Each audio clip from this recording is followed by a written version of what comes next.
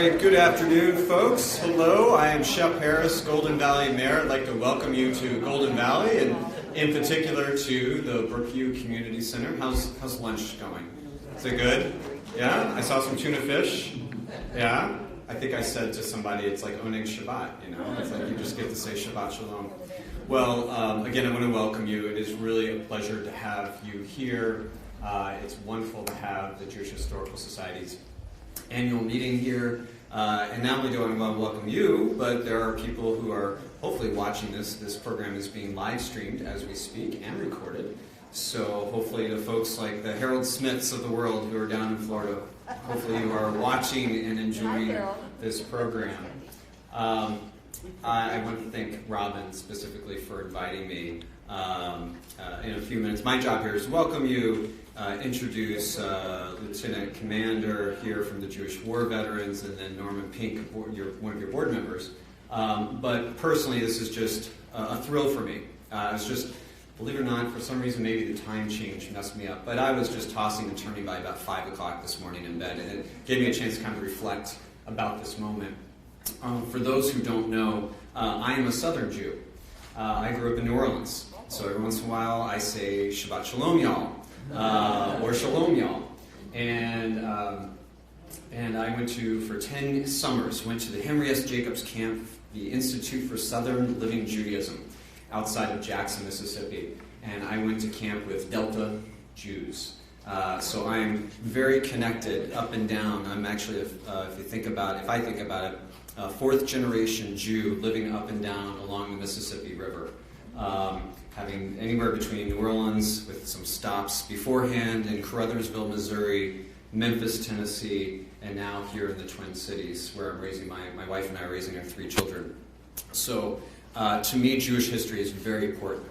And of course, it's important to me making that connection between the South and the Midwest. I happen to marry a Midwestern gal from Stevens Point, Wisconsin, who is one of 3 Jewish families in the greater Stevens Point area, which is not so great, or greater, if you've ever been there. But it makes me understand the life of what it's like to live not only in the South in some of these small towns, but also in the Midwest, to be so I went from being a Southern Jew to being one of the frozen chosen. And I can identify with it. Even though I've been here for 22 years, I clearly was able to take to it and to the community. My wife and I both were. And so it means a lot. And to have this celebration here at Brookview Community Center, I mean, this is a facility, or I should say this site, is more than 100 years old now. And we're going to hear some fascinating information from one of Golden Valley's own, Marshall Tannick, in a little bit, about this facility and the facility that preceded it. But I'm just so proud as a Jew who happens to be mayor of this community to be up here welcoming you, because it's so important. This is our story that we continue to tell. We continue to write this story. And I think about my upbringing of my great-grandparents in Caruthersville who had to deal with the Klan walking down Main Street. And growing up as a child myself in New Orleans, having to deal with David Duke.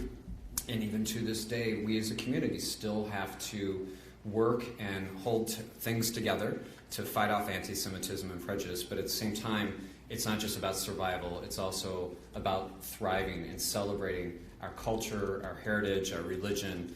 And so I'm thrilled to have you here today to be a part of that and to continue telling that story, so that our children and our grandchildren can be up here at a future Brookview talking about the Jewish Historical Society and the wonderful things that our community continues to do. A little bit about Brookview. Marshall's going to go into much more detail, but just from maybe the political behind the scenes, just so you know, we had to do something as a community. How many of you, just in talking with some of you here for a few minutes, just by a raise of hands, how many of you remember the old Brookview? Look at that. Wow. How many of you went swimming in the old swimming pool? Yep. How many of you were here for social activities? Yeah, look at that. That's right. How many of you played golf here in the past? Yeah. Lots of good memories.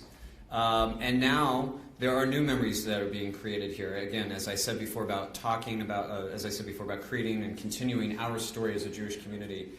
for those who walked in the north entrance, you may have seen the what we call the backyard, the indoor climbing space, just packed to the gills.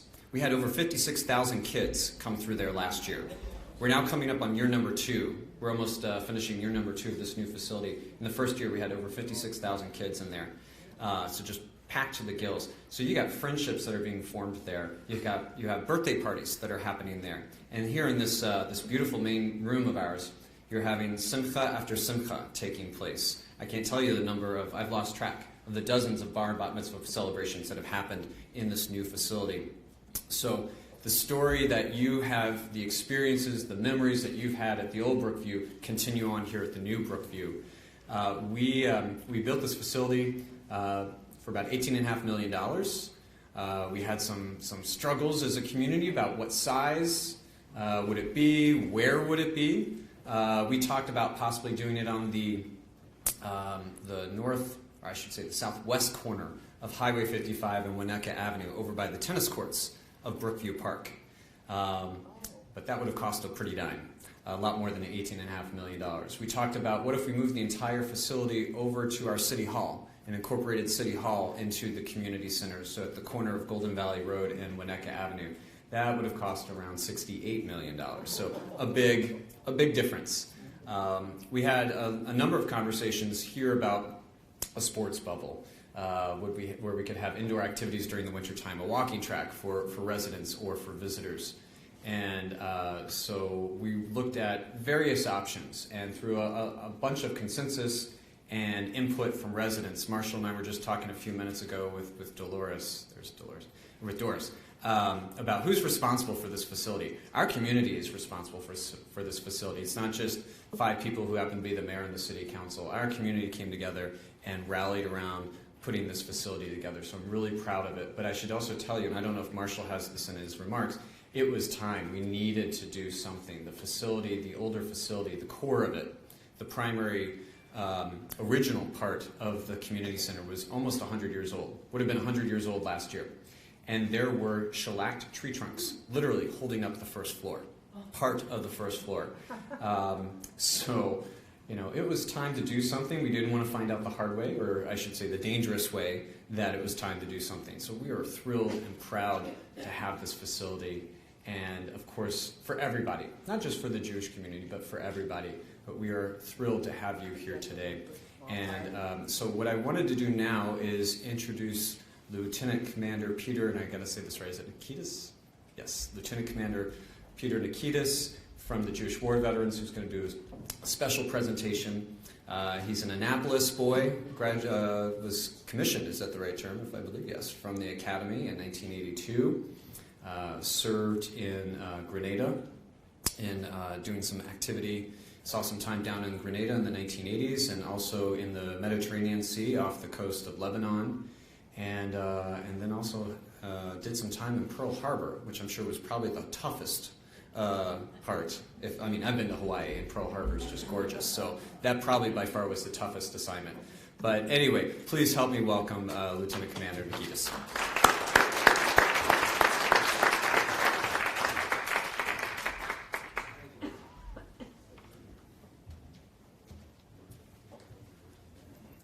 Thank you, Mayor Harris, and thank you, Robin Dorishow and Marshall Tannock. Thank you. Thanks all the guests here today. I'm Peter Nikitas. I live in St. Paul. I currently serve as the Jewish War Veterans of the United States Department of Minnesota Department Commander. The Jewish War Veterans of the United States is the oldest continuing veterans organization in the nation. It was founded in 1896 as a response to a sentiment in the country at the time, significantly encouraged by Mark Twain, that Jewish Americans were not patriotic. So a group of Union veterans who were Jews organized a convention in New York in May of 1896, and they founded the Hebrew Union War Veterans of the United States. They changed it to the Jewish War Veterans of the United States. And Confederate Jews joined as well, and the organization has continued ever since that day. So our mission is to provide a place where Jewish Americans who served as service members can show that they fulfill their civic obligations and their Torah mitzvot with equal enthusiasm here in the United States. In the state of Minnesota, we have a department, which is an important element within the structure of the Jewish war veterans. And we have 3 posts, and that's the basic building block. We have 2 posts in St. Paul, and we have 1 post in Minneapolis. The oldest post is 162 in St. Paul, which World War I veterans founded shortly after the armistice. And there was a Minneapolis Post 166 that ultimately merged. And then after World War II, Jewish war vets from both sides of the river founded 2 respective posts, 331 in Minneapolis and 354 in St. Paul. Then there were Korean War vets who founded 704 and 702 in St. Paul and Minneapolis, respectively. Through several mergers, we now have 3 posts within 1 department. And our post commander in Minneapolis is Len Wall, who is a congregant at Bet Shalom. 162 commander is Peter Glick, who's a congregant at Beth Jacob. And then the commander of Post 354 is Lou Michaels, who's a congregant at Mount Zion. I happen to attend Adath Israel most frequently amongst all the shuls that I attend. So we have, in our own way, a mixed multitude in the JWV. And so one of the things that we have done is to stay close in contact with all members of the community and to build relationships with other veterans organizations and with other folks who are serving the community, first responders, like firefighters. We had an opportunity to do that, in response to a really horrific tragedy. As you may recall, on the 9th of September, the oldest standing shul within the state of Minnesota, Adath Israel, burned to the ground, and it was almost a total loss. It's almost a total loss because some of the firefighters ran to the fire, ran into danger, and saved many sacred articles, including 8 out of 14 Sefer Torahs. One of the firefighters, Captain Ben Gassner, suffered a concussion when the shul roof fell on his head. And he's still recuperating from that injury, and I'll explain that in a moment. One of the other firefighters, Ben Johnson, rescued 1 or more of the Sefer Torahs inside, along with his crew. And Duluth News Tribune photographer got a picture of Ben taking a Sefer Torah out, wrapped in a protective, fireproof blanket. I looked at that picture. I said, that's Pulitzer material. And I said to myself, we as the Jewish war veterans here in Minnesota have to honor this unselfish, courageous act by the entire Duluth Fire Department. So this is what we did. We agreed to present plaques to the Duluth Fire Department and to set aside 1 plaque for the Jewish Historical Society of the Upper Midwest, which is a repository of our collective experiences as Jewish Americans here in Minnesota, the Dakotas, the entire area. We may not necessarily have a Yad Vashem section of the museum. However, this plaque that we're going to present is that we'll fill that bill. Okay. So what we did is as follows. On Wednesday, we had our annual membership meeting at Mancini's in St. Paul. And we've had our annual membership meeting at Mancini's since 1948, without stop. Okay?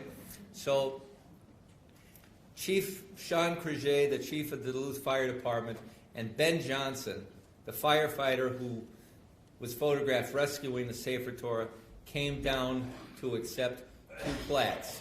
1 plaque was for Ben Johnson, and the other plaque was for Ben Gassner. And Ben couldn't make it because he's still recuperating from that concussion. And the doctor, as Chief Creuset related, ordered, don't do anything really stressful. Well, driving down I-35 with all the construction they've got right now, it's kind of stressful. And you know, the sense of gratitude that people exuded and showed to the two firefighters in an odd way would have been stressful too. So he stayed home. The chief came in his place. And we also had our national commander, Harvey Weiner from Boston, and our chief of staff, Barry Lashinsky, also from Massachusetts, here for the presentation.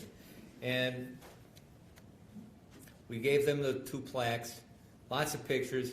You might even see some of the links on KBJR and KDAL and Fox 21. Believe it or not, WCCO and KARE 11 sent reporters and photographers to the event.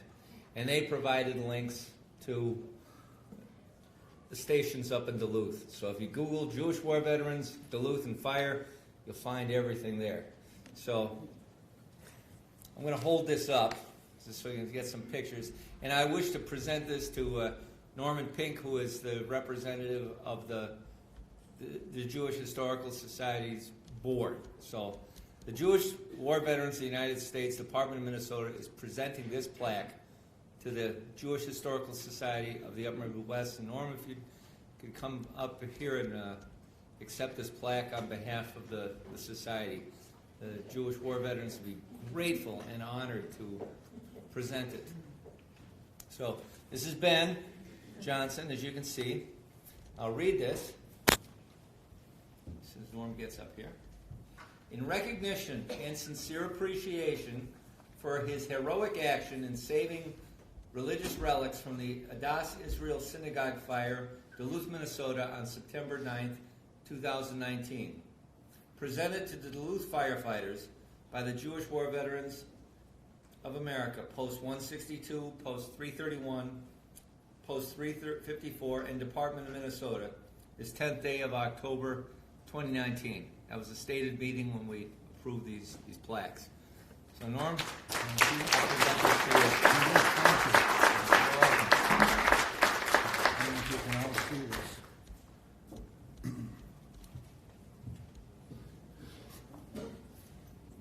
Well, welcome to everyone here on behalf of the Jewish Historical Society of Minnesota. Many of you attended a very important meeting at the Adath just a few hours ago. I'm glad those of you that were there found time to come to this meeting also. I want to thank Mayor Shep and Peter for the presentations that you made today. At this point, I would like to call a meeting together of those of you that are members of the Jewish Historical Society, and we have a very important duty right now. We have the board unanimously nominated and voted on 2 new board members, and I see they're here. I'd like Phil Greenberg to stand and Rabbi Atedki to stand.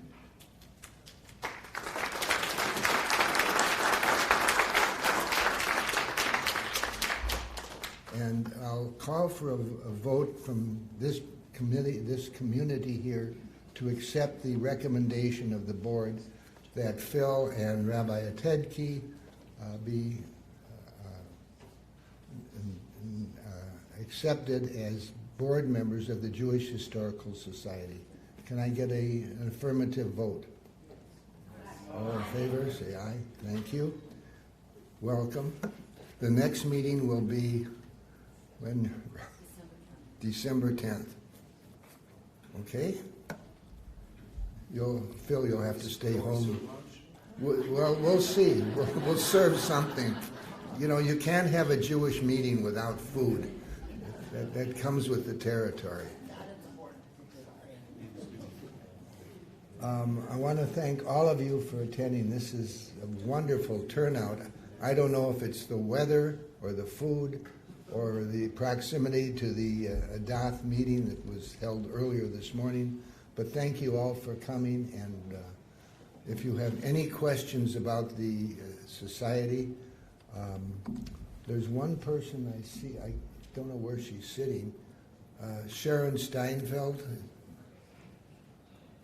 Back there. There you are in the back. Sharon, would you stand up so that everyone can see the prime mover of the Jewish Historical Society?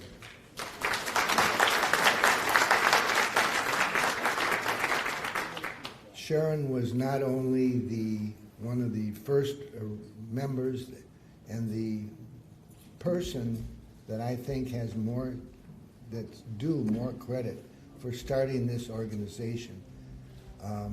It's one of the finest historical societies, Jewish historical societies in the United States.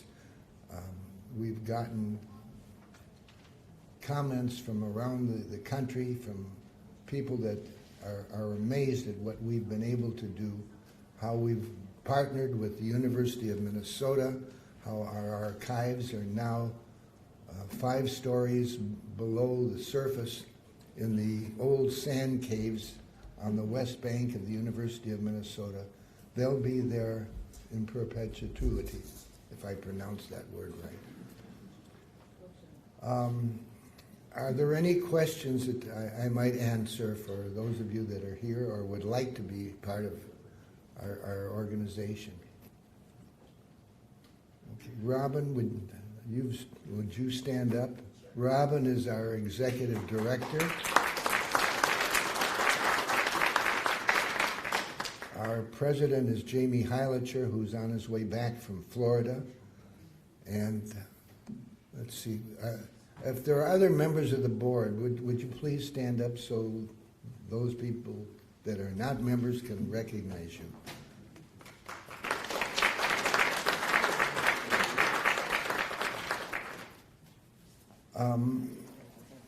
The reason that you're here is not to hear me talk, but to hear Marshall Tonic. I've got a bibliography of Marshall, but it is so long that I might take too much of his talk time. But I'll read you some of his accomplishments. Marshall represents clients in employment law and constitutional law, pet law, land law, and business disputes. But his main concern and his main focus is he's a student of law and teaching law in the law schools of University of Minnesota, William Mitchell, I think St. Thomas. But he's very interested in legal issues, and he sees them both as a personal challenge that can lead to modifications or improvements in our laws. I have a list of the awards that Marshall has won, and I think it would behoove me to read it to you. He's certified as a trial lawyer specialist by the Minnesota State Bar for more than 20 years.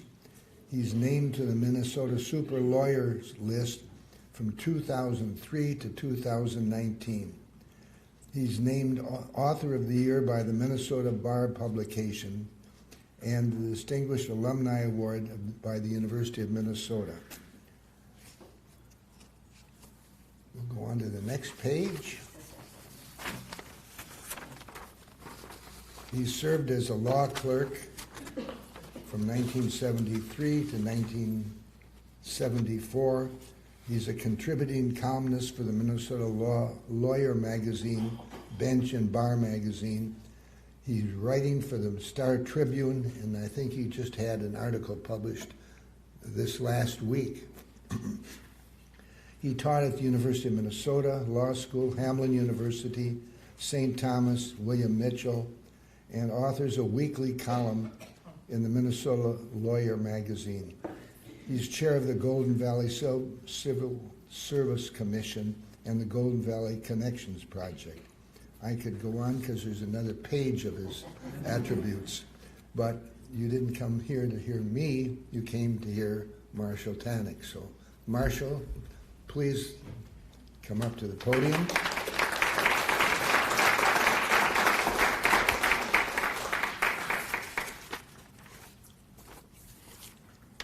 And thank you very much for leading this audience and for your presentation today. Thank you. Thank you very much, Norman. Thank you for all for coming. And incidentally, I did not tell Norman to read that. I think he must have pulled that off of some website or something that's used for law firm marketing purposes. But I really appreciate it. Since talking a little bit about biographies, there's a couple of things I want to say before I get started. Peter Nikitas, who made that wonderful presentation, is, among other things, also a fine, outstanding lawyer. And talk about law clerks, I was a law clerk to a federal judge, Earl Larson, from the north side of Minneapolis, by the way. And Peter was a law clerk with my law firm a few years ago when we were both a lot younger. It's really, I really appreciate how Peter has grown and evolved into a fine, outstanding constitutional and civil rights lawyer, among other matters. Well, welcome non-football fans. All right. When I was asked to give this presentation by Robin a couple months ago, I was somewhat hesitant because among my passions, including my family and practice of law and history, is Viking football. And even the Gophers when they go 8-0. So I was a little bit reluctant. Really, literally, the first thing I did is check the Viking schedule and see if there's a home game. If there's a home game, I'd probably be there today. But there's not. So I've taped the game, today's game. And what I would ask is as a deal I'll make here is I will make this presentation if you all promise not to tell me what's going on in the game.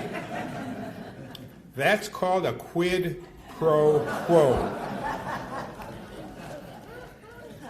And one more thing about Mayor Harris too.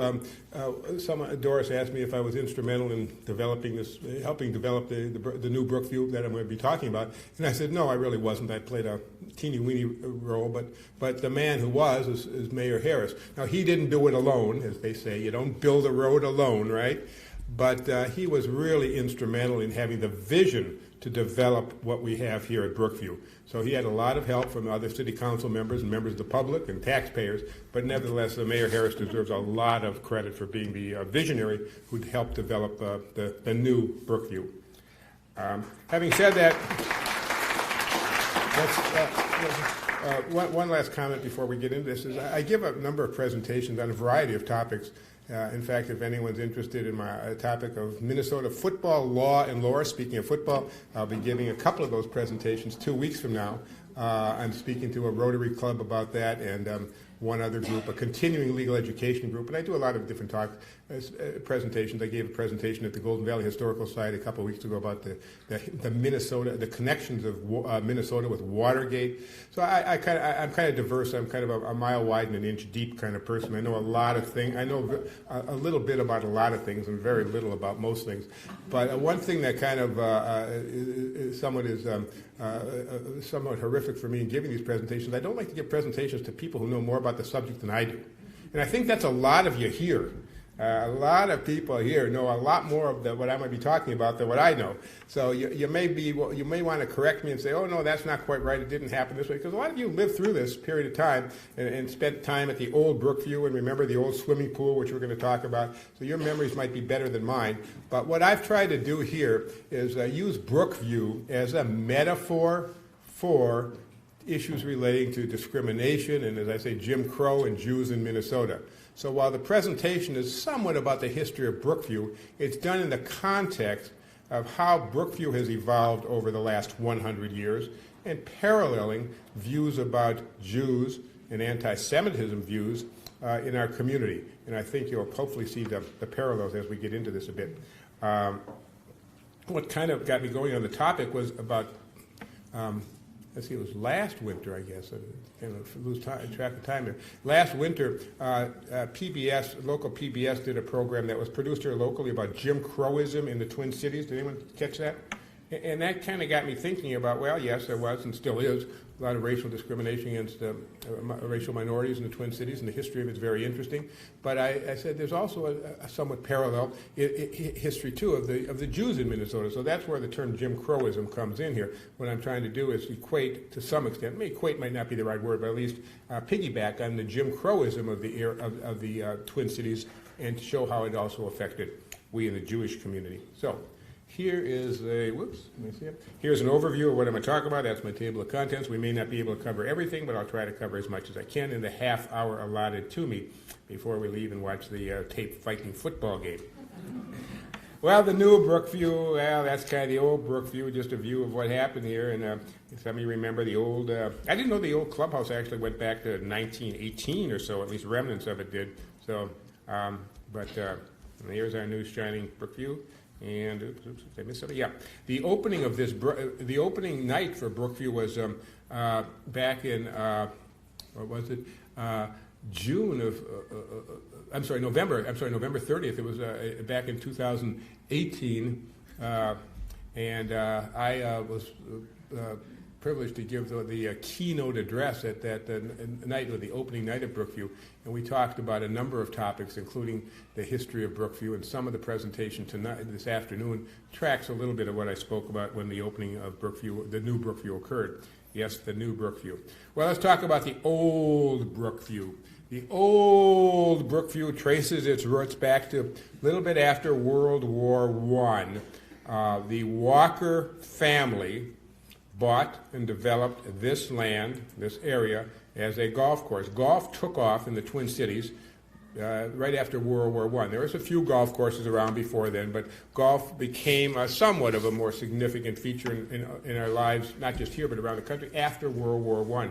Part of it was attributable to the fact that Americans got a little bit more knowledge about golf courses from hanging around with the British and the English during the World War I, and of course the famous Scottish golf courses and like. So golf courses really grew exponentially after World War I. In Minnesota, I think there were 6 golf courses before World War I. By the end of the 20s, that decade after World War I to the Depression, the number of golf courses were up to about 150. So they went from 6, they increased exponentially. So that was a great era for golf course development. Golfing still in those days was, and still is to some extent, but certainly in those days was largely, if not exclusively, well, not exclusively, largely white, wealthy men. Some women, but it was a province of white, wealthy men golfed. There weren't many young golfers. There weren't certainly any minority golfers, with some exceptions, and it was mainly a game, a recreation for wealthy white males. The Walker family, the same family that Walker Art Center is named after, that was the family that bought the course right here where we're today, and it was an 18-hole course. It was the land was purchased, as Mayor Harris said, in 1918. The golf course wasn't developed for a couple of years until the 20s, and it was known as the Superior Golf Course. That was the name of it, Superior Golf Course. The golf course was an 18-hole course, just like it is today. The changing rooms for the golf course were across Highway 55, where the shopping center is now. That's where the locker rooms were and the changing. All that was here was essentially the rudiments of this building, as Mayor Harris said, just some very wooden shack, essentially. But the locker rooms and the changing rooms were across Highway 55, which wasn't Highway 55 back then. It certainly wasn't called Olson Memorial Highway either back then. But that road there, they went across the road there and changed where the shopping center is now. There were quite limited amenities. The mayor talked about various events, and we'll get to that were held here over the years. But now, back in those days, this was not much of a club at all. It was just golf. It didn't have anything else except golf, and that's what they did here. They golfed. Okay? It was a course that was essentially it was a private course. You had to be a member. There were some public openings available. Essentially, it was a private course. It was largely for white men of some means, affluence, basically living in this area, or at least the northwestern part of the Twin Cities and Minneapolis area. And that's how it continued through the for a long period of time until it became the Jewish Brookfield, which I'll talk about in a few minutes. But from the early 1920s through World War II, the Superior Golf Course was, this facility was the Superior Golf Course. At around the same time, another Jewish golf course, the first Jewish country club was developed here in the Twin Cities, and that was Oak Ridge. Oak Ridge developed in the late 1920s and really into the 30s. And Oak Ridge was a primarily, if not exclusively, I don't know if exclusively, but primarily a Jewish country club. It started in the 1930s. Right? And again, it was for largely white males of affluence. And it was pretty far out, if you think about it. Oak Ridge, back in those days, it was a pretty long ways out. I know even as a kid, back in the 50s, when my parents would take me out to Excelsior Amusement Park, it would feel like an all-day trip. We'd have to make a couple stops on the way out there. That was a long way out. There was a bus line that ran out, streetcar line that ran out from downtown Minneapolis to Oak Ridge, but it wasn't real easy to get out there in those days. So it was kind of way out there back then. All right? But then we get to the development. So that's through World War II. And obviously, not obviously, but golf took a significant reduction. There was a reduction in golf during the Depression and during World War II, so it was kind of subsiding at that time. But after World War II, they were back, and golf is, if not booming again, at least back in force. All right, and then we see the development or evolution of the Superior Golf Course into the Jewish Brookfield. What was happening then? Minneapolis, in particular, was labeled the anti-Semitism capital of the United States. There was a book written, a magazine article written, and then turned into a book by an author named Kerry McWilliams. Kerry McWilliams was what they used to call, in the turn of the century, a muckraker. He was, without putting too many political labels on this, he was a liberal, left-wing writer, but a well-known one in his day. And he wrote about social topics and political topics. And he wrote an article that appeared in a national magazine and then was turned into a book in which Minneapolis, he came here and investigated and examined it, and he labeled Minneapolis as the anti-Semitism capital of the United States. And he traced how that developed, and it obviously caused quite a stir. And I said Minneapolis. I didn't say Minnesota, and I didn't say Twin Cities. It was focused on Minneapolis, and not so much any other part of the state, and not so much St. Paul. It was just focused largely on Minneapolis. Well, it created quite a firestorm. It didn't tell people something they didn't know, but it told them something they didn't want other people to know. And it opened up a wound, and it created a lot of efforts to stem the bad publicity that particular article and particular title gave to Minneapolis. And there were and that's sort of the beginning of the anti-discrimination efforts, at least anti-discrimination efforts in the Twin Cities, came about largely in response to being labeled the anti-Semitism capital of the United States. Hubert Humphrey was the mayor at that time. And Humphrey was elected mayor during World War II. He served as mayor until 1948 when he ran for and was elected to the Senate.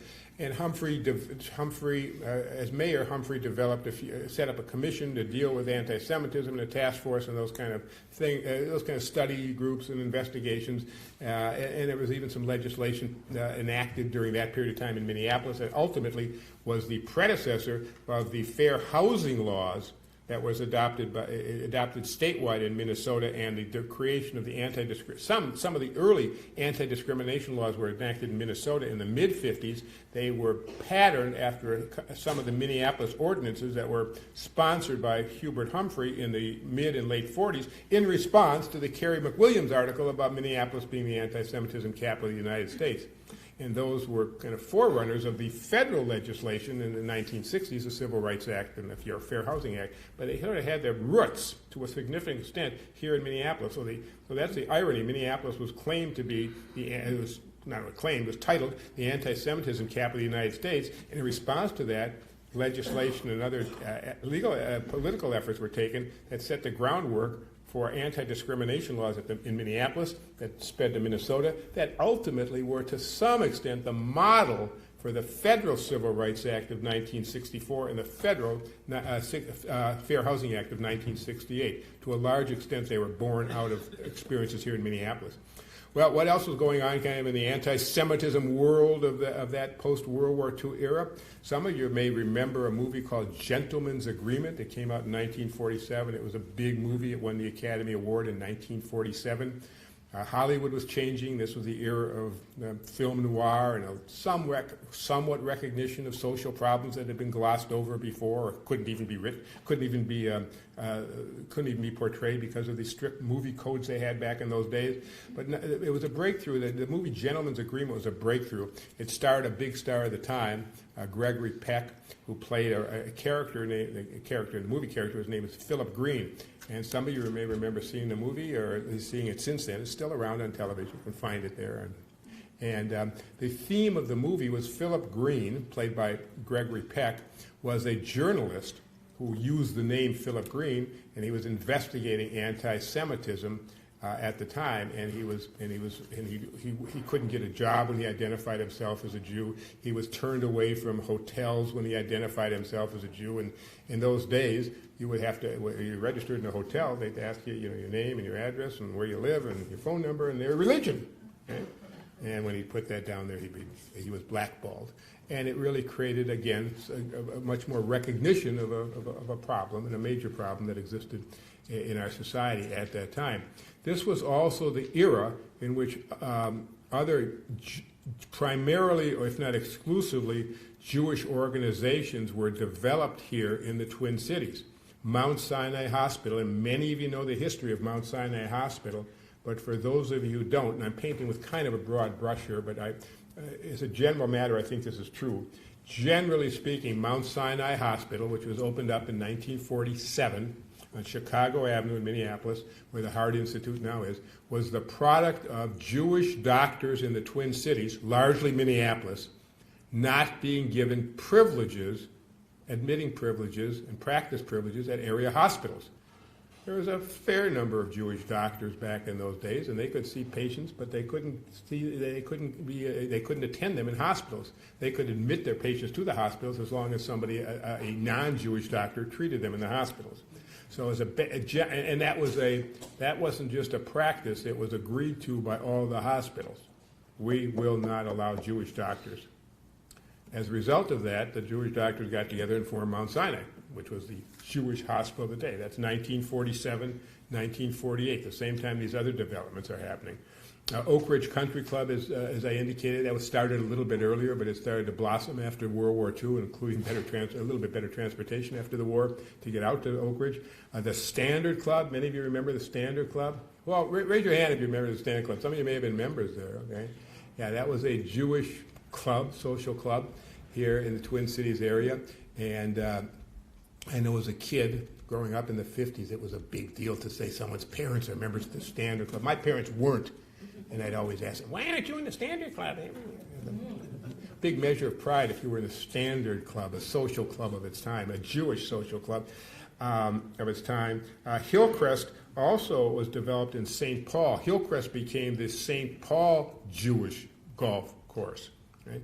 And I have Hillcrest, and it became a country club, Jewish country club. It was somewhat the parallel of Oak Ridge, Jewish, serving the East metropolitan area.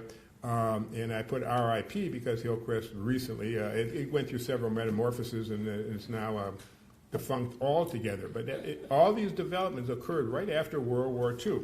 So what was happening out here? Well, let me back up a little bit more. Before I get to the actual how Brookview became Brookview, some other elements I think that are somewhat interesting, talking about the Jim Crowism and the like.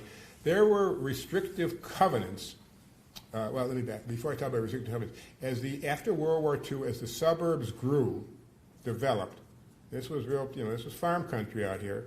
I had a couple of, as a young kid again in the 50s, I had a few friends who lived out on their family farms in Hopkins, and some of you may remember that. There were farms out here to a significant extent. But as the suburban boom started developing in the late 40s and early 50s, many people, many Jews, had to confront the issue of restrictive covenants. Most of the Jews, as we all know, in that time period, a large number of them lived in the north side of Minneapolis. There were two pockets of Jewish population here in the Twin Cities, in Minneapolis. The north side, which was the predominant one, as you know from the video there that the Historical Society has produced. And in South Minneapolis, there was a much smaller Jewish community, and St. Paul had its own Jewish community, largely in the Highland Park area. But the bulk of the Jews in the area lived in North Minneapolis. As the suburbs started developing after World War II, there was migration from out to the suburbs, and the immediate objective or immediate goal of direction of that suburban migration, at least for Jews, was to the west. And one would think that the logical place to come from North Minneapolis would be Golden Valley. Not so. Golden Valley largely had restrictive covenants.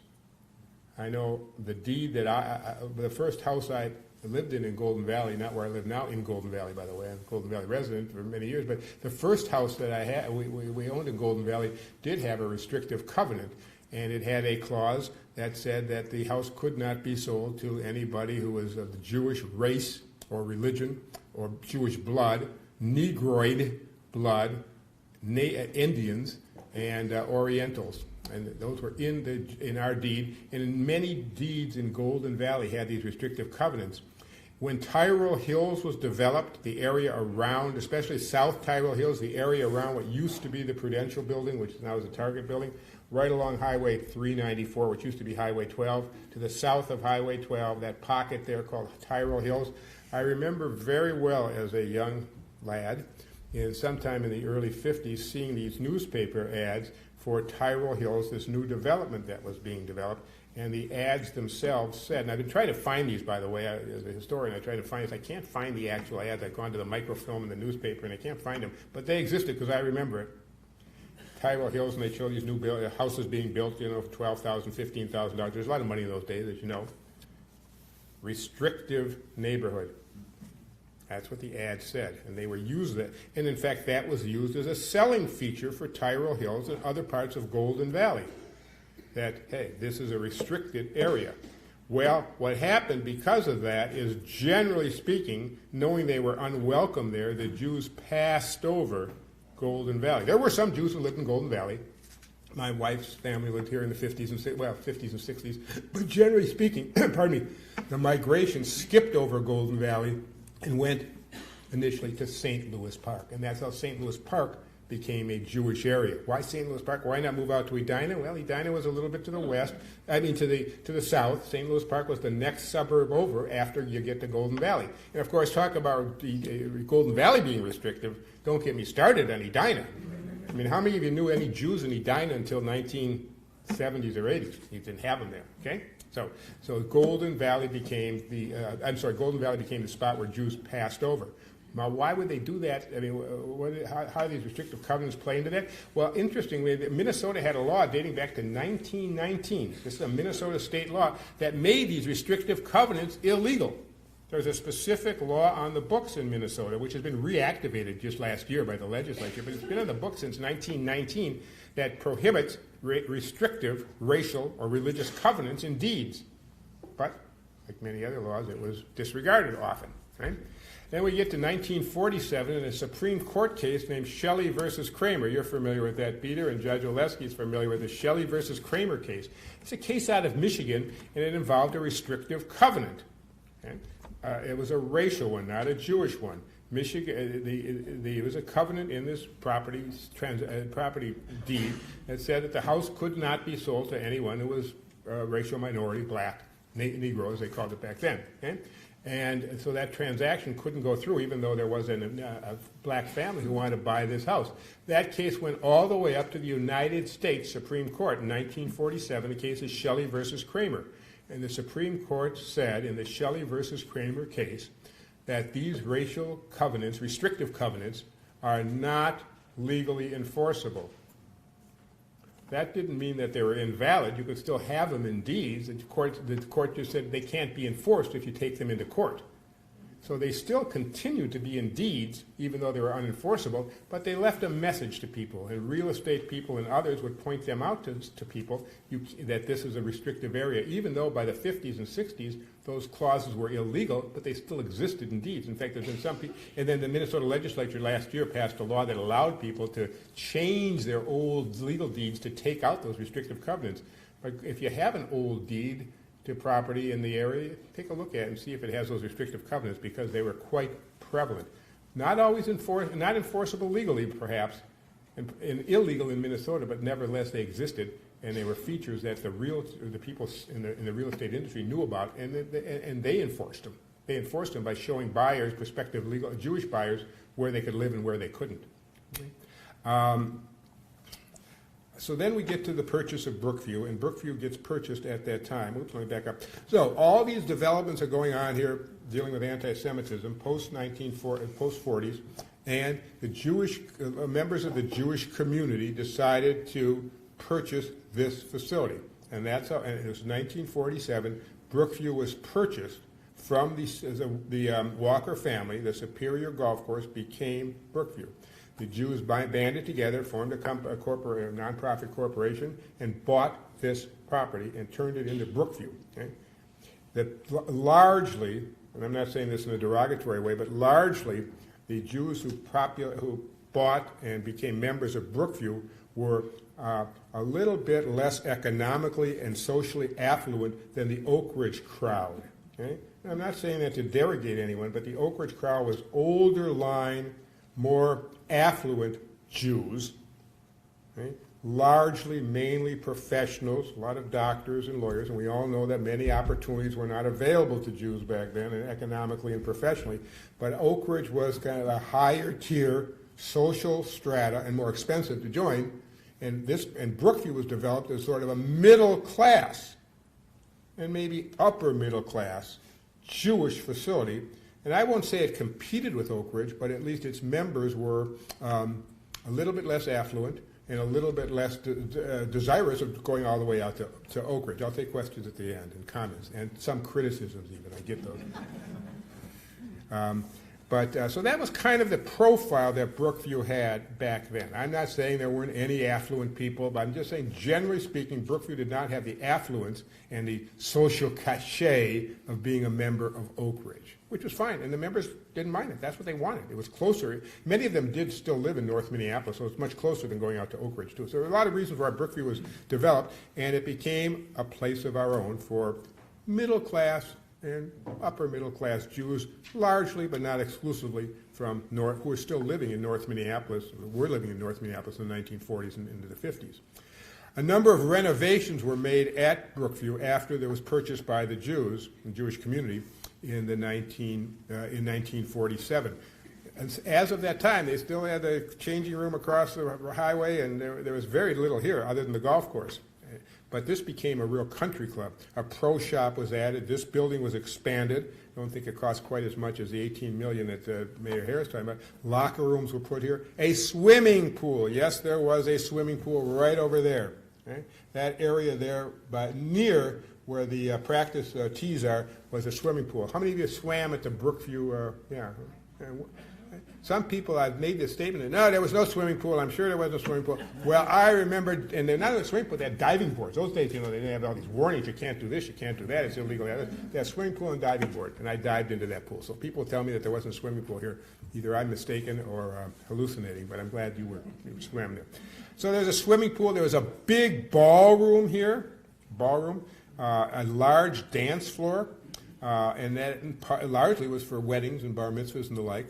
And the dance floor and ballroom were kind of located. It's really hard to say because of the new building, but they were located in the complex that they had here. On the second floor was a ballroom and a large ballroom and large dance floor. There's a full dining room here, and then it had the new name Brookview Country Club. So that developed in 1947, 1948, while all these other issues were fermenting concerning anti-Semitism in our community. Well, what took place at Brookview? Well, as Mayor Harris indicated, as we all know, and raise your hand if you attended any of these kind of social events. There was a myriad of them. It wasn't a traditional country club in that sense, because they had all kinds. It became really a Jewish community center. And the Jewish community center here, we didn't have a Jewish community center, I don't think, until 1968. Yeah, the Minneapolis Jewish Community Center, JCC, Savey's JCC, was developed in the late 60s. And I think the St. Paul one even came later than that, early 70s. So Brookview itself was actually more than a country club. It was a community center. There were business gatherings here. There were weddings, anniversaries, birthdays, bar mitzvahs, bat mitzvahs. Shivas were conducted here. And there were clubs and cards. I know my mother used to play mahjong. There was a mahjong. How many of you played mahjong? I had parents play mahjong. There was a mahjong room here. And there's a that's not the swimming pool. It's a swimming pool. I asked my assistant who helped me put this together to get some pictures. And she said, well, she couldn't find a picture of the old Brookview swimming pool. I said, well, just find a picture of the swimming pool. And so she did. And then she said, well, what about this bar and bar mitzvah? Yeah, I said, well, find a picture of a bar mitzvah. And that's what she came up with, all right? And I didn't have a chance to see it. I was busy. If I would have seen that before, well, we probably can get a little bit better picture of a bar mitzvah. But that's her view of a bar mitzvah. All right. Well, that goes on from about the late 1940s, post-World War II, through the mid and late 60s, and things start changing again. And now we get to what I call the demise of Brookview. We have really the big suburban migration really took off, of course, in the 50s and 60s, and societal changes were occurring. People were less interested in being in golf generally. Golf took a big downfall. Social clubs were taking a big downfall. Younger people were interested in different issues and political issues, and the war in Vietnam and the social ferment and all that stuff we lived through resulted in a large decline in country clubs around the country. Not just here. There was just there was less interest in having country clubs and social clubs and things of that nature, especially by the younger generation. The membership declined, and Brookview was looking around to what do we do next? Well, there was a bond. The city of Golden Valley at that time was looking to purchase a recreational facility, and the Brookview itself was declining membership-wise and economically. So there was kind of a marriage of convenience, and Golden Valley, the city of Golden Valley, had a referendum and to buy Brookview for $1.6 million, and it passed. It's about a 60-40 vote for the city of Golden Valley to purchase Brookview for $1.6 million. That's the whole shebang. Golf course, ballroom, swimming pool, which we'll get back to in a minute, for $1.6 million. What is that in today's dollars? That's in 1967, $68. Today, that'd be about $11 million. That's what that was a big sum back then. $1.6 million. It still is, I guess, but it was a large sum, and it was converted into a public facility. Brookview became, as you know, a public facility. It was not private. It was not a membership organization. It became the Brookview that we were familiar with. It cost $3.25 back then to golf 18 holes, and $2 for 9 holes. That's what it cost back then. I think that price was kind of the same for many, many years. I know when I was golfing here in the 70s, days, it was like $3 or $5 for 18 holes, and it took a big jump up afterwards. Some amenities were added and some were subtracted. The pool was closed and concreted over. The pool was closed and put out of commission. Okay? However, and I'm not sure why that was. It may have been for safety reasons. It may have been for economic reasons. It probably needed it was quite old. It was 20 years old. It probably needed some real reconstruction, and economically they didn't want to keep that up. And there may have been some liability issues. But the city of Golden Valley then had another referendum back in the 70s to build a community pool, somewhat like St. Louis Park has. And that was resoundingly defeated by the public in the late 1970s to recreate a pool here at Brookview. A swimming pool. Didn't go through. A par 3 course, which is right out there, was added in 1977. It was the old Brookview of our time was just an 18-hole course. They didn't have the par 3 course, and they didn't have disc golf and that stuff either, which I'll get to in a minute. But par 3 course, a teen center was put in here in the 70s. It didn't last long, but there was a teen center in this building to try to encourage younger people to participate here. Lawn bowling was established in 2014. The club, the facility here got a liquor license in 2014.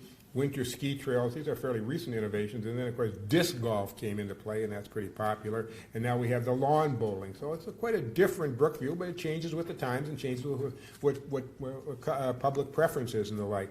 And so it's not, this isn't your father's or grandfather's or our Brookview, but it's a different Brookview, and it meets the needs of its time. Right? So what happened to Brookview, as many of you know? Well, there were migrations. After Brookview closed and was sold to the city, they had these members who, the Brookview members, had several different choices. Some could just drop out altogether and not be a member of any club. Some joined Oak Ridge. That was a natural migration from Brookview to Oak Ridge, especially for people who are really into golf. They wanted to be in a Jewish golf course. And so some joined Oak Ridge. Rolling Hills was then developed in Hamel, and essentially the Brookview membership was encouraged and invited to transfer out to Rolling Hills. Remember what Rolling Hills was out in Hamel? It used to be the site, and this goes back for the old timers like me. There was the drive-in theater there out in Hamel. Right? Remember the name of that drive-in theater? What? The Colonial. Yeah. The Colonial Drive-In Theater, okay, was there, and that was also the site of a golf course behind there. And the Brookview membership, some transferred over to Rolling Hills. It did not go well and didn't last long for a number of reasons, and the old Brookview crowd did not take well to the Rolling Hills facility for a number of reasons. One was distance, even with the modern transportation, it still was a far ways out. There wasn't much of a Jewish community living there, and for holding social events and weddings and bar mitzvahs and shivas, who wants to go out to Hamel for that? So it just didn't work. Some joined Hillcrest and St. Paul, and about this time, too, some of the non-Jewish country clubs were actually opening themselves up to Jewish membership, which didn't exist back then. In the 60s and 70s and 80s even, maybe into the 80s, there were, I would say, nary a Jew as a member of Interlaken or Minnetonka. There's a few now. One of my friends was supposedly, although they weren't counting at that time, but he and his wife were supposedly the first Jewish members of Minnetonka back in 81 or 82. But some of the other country clubs were now amenable to having Jews join them, which they weren't before. And that also siphoned off some of the Brookview crowd as well. But it was bye-bye Brookview as a facility for Jews, certainly at that time. And we have the new Brookview, and this is what our new Brookview looks like from a overhead view of the architect's drawing, and that's how Brookview was developed. And we all know about the new construction here. I won't go into that because I think Meeker Harris gave a really interesting short presentation of what went into the new building and what didn't go into the new building and some compromises that were made. And that's the new Brookview. And that's me. What a terrible backswing, right? I'm on the first hole. They're teeing off on the short, that's the par 3 course, right to the left. And I don't even look like I know what I'm doing there. I got the wrong apparel, but that's me golfing at Brookview. All right, so that's kind of some not so short history of not just Brookview, but of how it plays into the whole Jewish community and the Jewish experience that we've had here in the Twin Cities. And I conclude by having the Brookview no-brainer. So there's a test here for you. So how many golf courses are there in Minnesota? Let's raise your hand here. How many think there's 714? All right, where did I get that number, 714? Where does that come from, huh? Barry? Babe Ruth number. I couldn't think of any number there. 714. All right. No, that's not right. The answer is B. There's 800. This was done about a year, but there's 893, close to 900 golf courses, public and private, including par 3s, not including miniature golf courses. There's a few of those still left. It's hard to find a miniature golf course around these days, too. Yeah, Richfield has it. I mean, finding a miniature golf course is like finding a drive-in movie theater these days. 2 or 3 left. There used to be just about 5 in the community. What was the first private golf course in Minnesota? Anyone know? Yeah. Still there, still going strong. 1893. They were golfing back then, Town and Country in St. Yeah. Okay. what is believed to be the first public golf course in Minnesota? Believed to be. Theodore Wirth, 1916. That's the first fully public golf course. Yeah. Okay. I got Minnesota 909, but the really first public one, the Minnesota had some restrictions because you had to be affiliated with the university faculty or student there. Or something. The Walker family, we've mentioned this. Everyone gets this one right. What was their claim? How did they make their fortune? It wasn't in golfing. Yeah, they were a lumber family, the Walker lumber family, okay? And Minnesota's own Patty Berg was a Minnesota-bred woman golfer. She was a big-name golfer back then. She was a version of, she was the leading women's golfer on the tour. There wasn't much of a tour back then, and they didn't get much money either, but she was the biggest name in women's golf, the 30s, 40s, even into the 50s. And how many tournaments did she win in her career?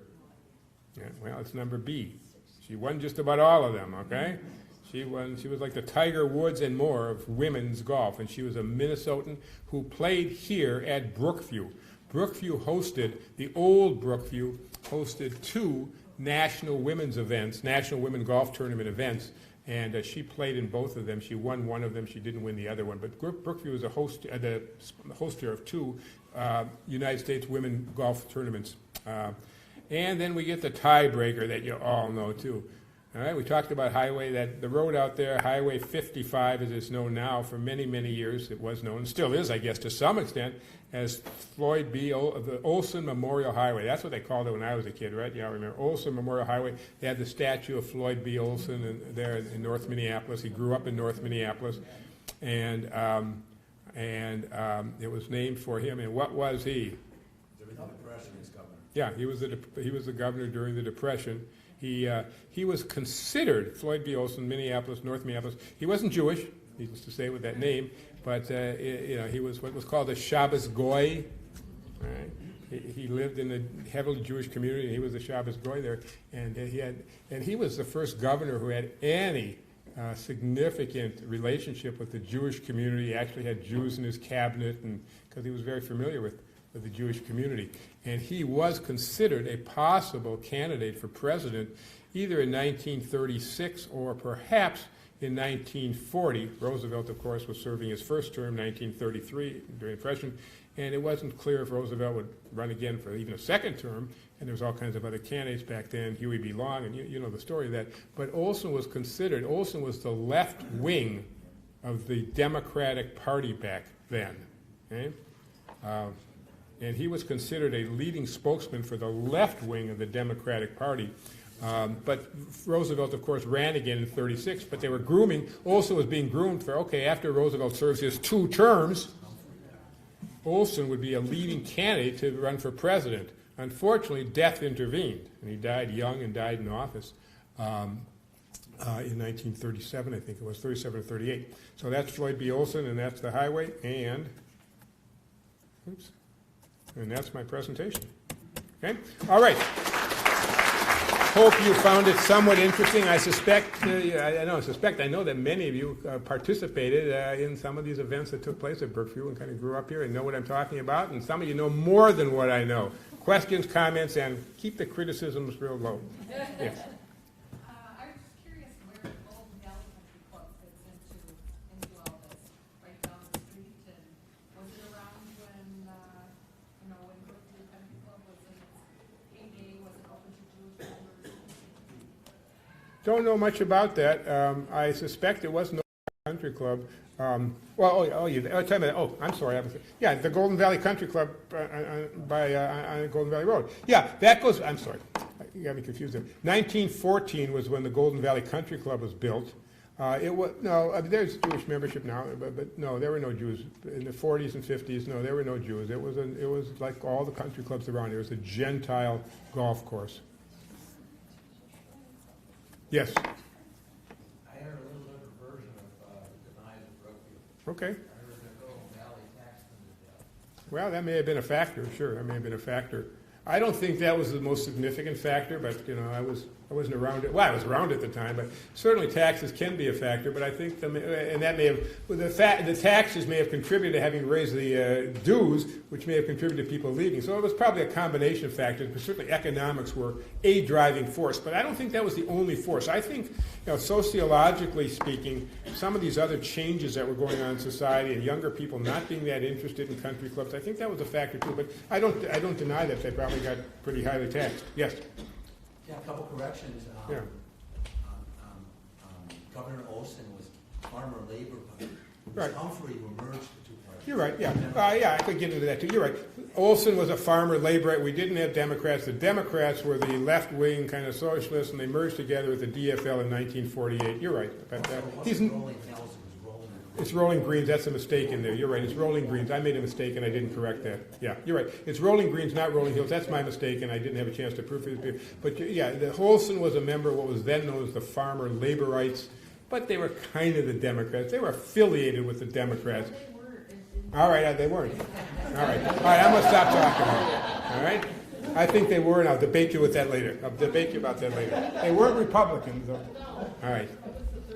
Yeah. I'm in St. Paul, and I just want to correct a few things. Sure, St. go Paul ahead. did have a JCC going back to Okay. 1930. All right. Holly and Grotto, and the edifice still exists. I think the building was Okay. designed by Liebenberg and Kaplan, along with movie house. Well, I was referring to the newer building when I said the 70s, but there was. But you're right. I did say that St. Paul didn't have a JCC, and I was wrong. I'm glad you corrected me. St. Paul had another Jewish country club. Besides Hillcrest. Beside Yeah, the okay. Fort Hillcrest, it was called Northland. Okay. And it was in the North St. Paul area. And most of the members were the Hochdeutsch, such as the Dittenhoffers and the Rose family. And I guess it died off because it was only a 9-hole course when Hillcrest came in. There are pictures of the edifice in Clarence Johnston's book of architecture. Clarence Johnston was one of St. Paul's famous architects who did a lot of work for a certain group of German Jews in St. Paul. A lot of the houses are. Yeah. Okay. Well, these are good points. Next time I give this presentation, I'll change it and make those corrections. Yes, Nancy. Thought I'd mention another interesting aspect of Brookview, in addition to all the great information we got from Marshall. And this information is from my sister's book. My sister Rebecca Bender wrote a book that was recently published still. And she mentions the fact that back in the days of the old Brookview, they would not, other golf courses would not, country clubs would not allow young black kids to caddy at their course. And so she has a story in there about how my grandfather, who lived in North Minneapolis, would check with the parents of the kids around there who were really anxious to come and caddy. And he would pick them up, take them here, they'd get paid, and then some of them would rise through the ranks and become receptionists. She later ran into someone who became a librarian, and they were really grateful at that point that there was a club that would allow them to have that experience working as a young person. Yeah, and racism was insidious against blacks back then in golf courses, among other things, but all over society. But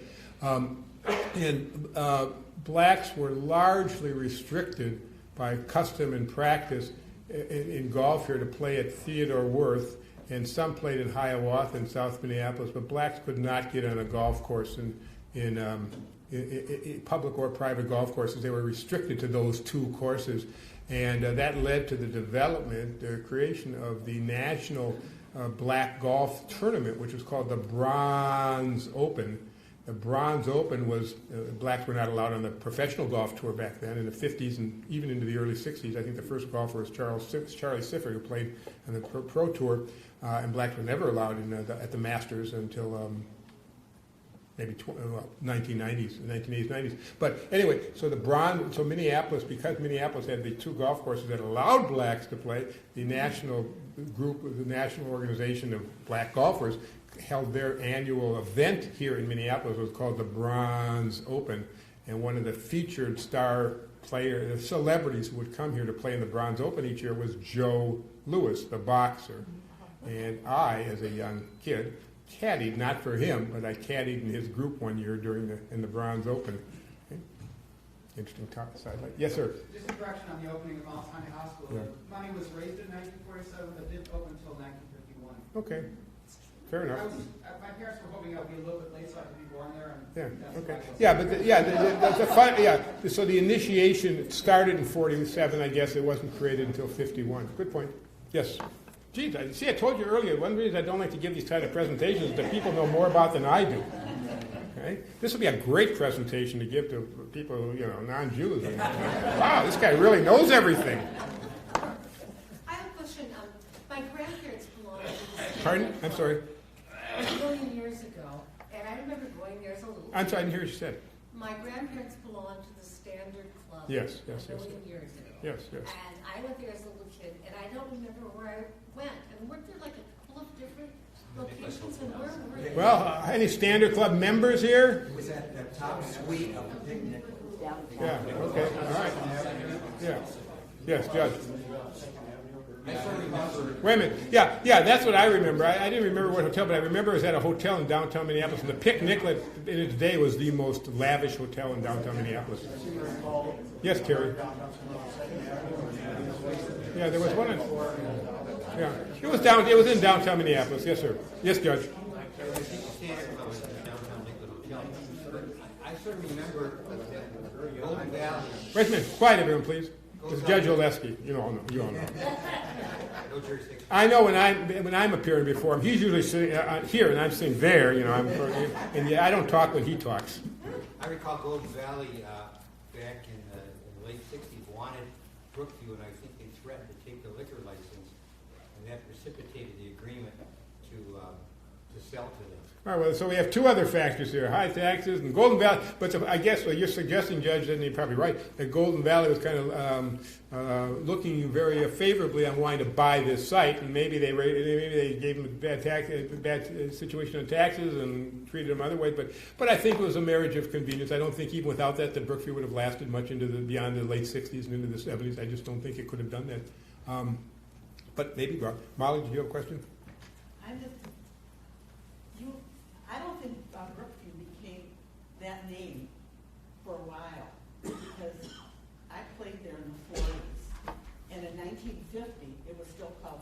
I saw that you had a newspaper article there that listed as Superior Golf Course. So the name, the purchase occurred in 47, but the name probably stayed as Superior for a while. And I guess that a good historian should check that out and see how and when that name change occurred. And also, I don't think there was a swimming pool then. Well, not then, but there was a swimming pool in the 50s and 60s. No, I didn't say there was one originally. They didn't have one originally. The Superior Golf Course that the Walker family, they didn't have any amenities. After it was purchased here by the Jewish community in 47, a swimming pool was put in. Not at that time. I don't know, but I know it existed in the 50s and 60s because a lot of the bar mitzvahs, they always had swimming pools there. Yes, another question here from the tax man. I played here in 1981, and Brookview, so I don't know. Okay. Well, that needs some research. I remember I came home and my dad asked me how I did. I said, well, I got a 90. He said, 90? He said, you're 10 years old. He said, how many holes? I said, 9. Okay, good. Yeah, so at some point, probably, because your newspaper article was in 1950 and it uses the word Superior, and you golfed here in 51 at Brookview, so there's the answer to the question, probably. Yes. Yes, Robin. Yeah.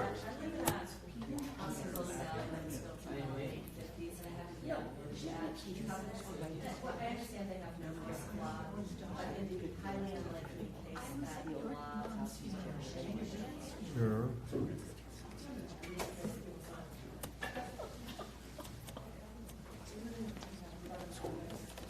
like if shall make sense, but in the highly unlikely case. I doubt, the Supreme Court can't overturn its prior decisions, can it? Can they do that, Judge? Pardon? Can the Supreme Court overturn prior decisions? Sure. Oh, I guess they can. Yeah, I kind of thought they could, right? So, I'm not saying it would happen, but in the constellation of possibilities it would happen, I'm guessing those would have force of law. Well, they could. I mean, they could. I suppose you can put in a deed. I mean, it may not because we have the Fair Housing Law, and the Fair Housing Law, didn't exist back in the Shelley v. Criminal. The federal Fair Housing Law in the Minnesota State housing laws prohibit discrimination based on race and religion anyway. So you have a statute now that The Shelley case was based on constitutional principles. So I don't think we would see that, but it's possible. Talking about that, and some of you, I mean, that was another code word used in real estate ads and stuff. That was real estate advertisements for real estate homes. The classifieds, when they used to have classifieds. There would be a terminology. There would be a term for restrictive covenants. They wouldn't use the term restrictive covenants, but anyone know what that term is that the realtors used? Pardon? No. The term in the ads, close to churches. If you saw that, certain terms, Mrs. Clean lives here, that means, the house is better inside than it looks like from the outside. Close to transportation means we're on a bus line, But that term, close to churches, was a signal amongst realtors. Hope there's no realtors in there, but I mean, they have, because they show someone else's house in multiple listings. Close to churches means wink, wink, no Jews wanted, no Jews allowed.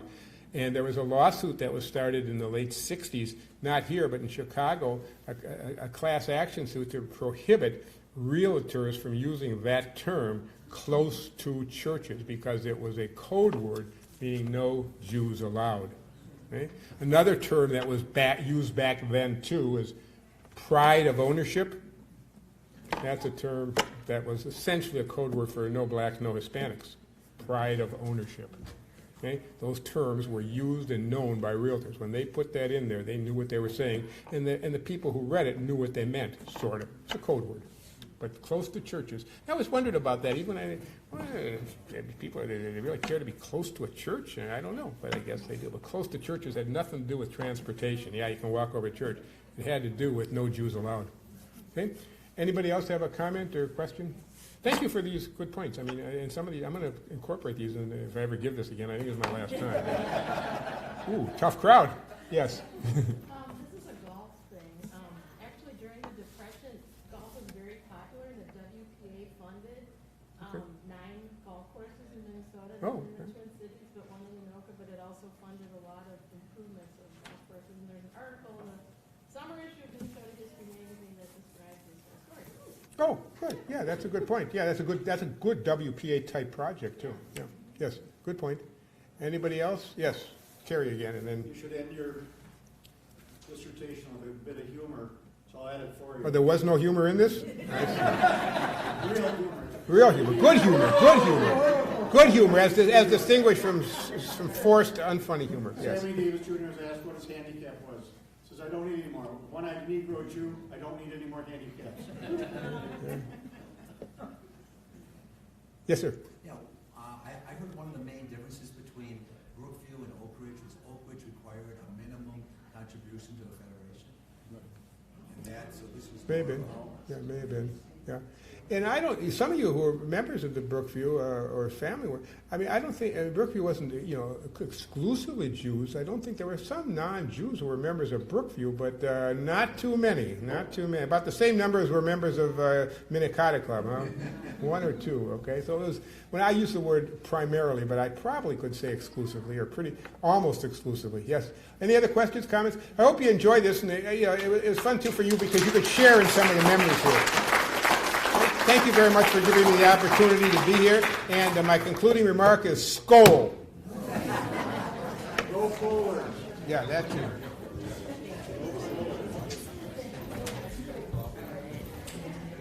Thank you all for being here and being part of the Jewish Historical Society.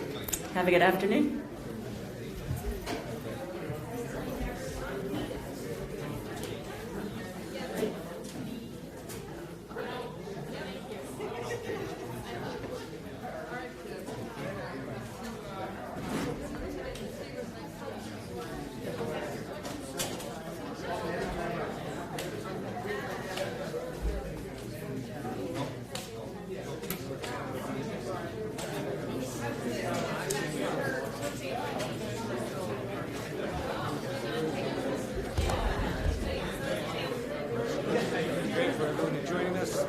Thank you, and have a good afternoon. Harold, if you're still there, if you're well, talk to you soon.